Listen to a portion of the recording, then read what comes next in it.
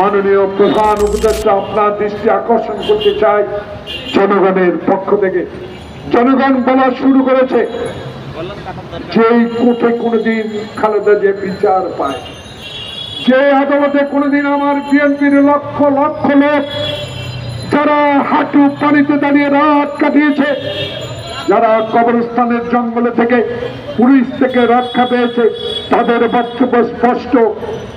আদালতে যখন আওয়ামী লীগের আমলে বিচার পাই নাই, এখন তো আপনার অধীনের আদালত, আমরা অভিনন্দন জানাই।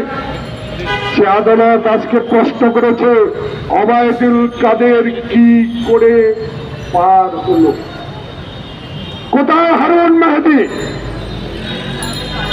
যারা আমাদের বুকে গুলি ধরেছে, আমার মায়ের বুক খালি করেছে।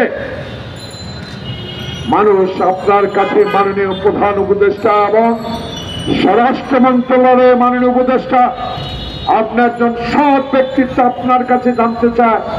আপনার নিজ থেকে বলা হচ্ছে সরকার জানে না, তাহলে সরকার জানে না কেন জনগণ জানতে চায়?